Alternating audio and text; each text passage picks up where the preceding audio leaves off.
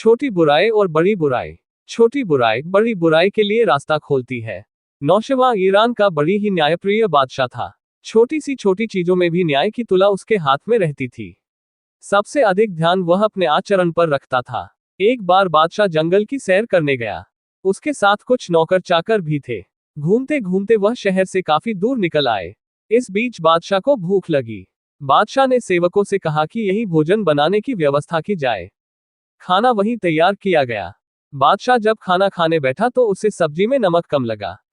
उसने अपने सेवकों से कहा कि जाओ और गांव से नमक लेकर आओ। 2 कदम पर गांव था।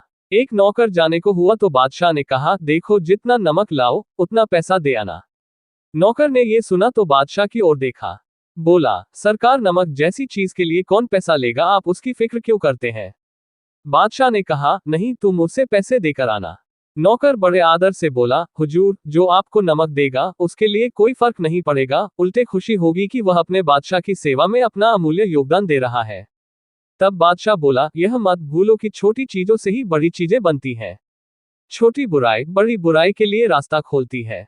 अगर मैं किसी पेड़ से एक फल तोड़ता हूं, तो मेरे सिपाही उस पेड़ पर एक भी फल नहीं छोड़ेंगे। मुमकिन है ईंधन के लिए पेड़ को ही काट कर ले जाएं।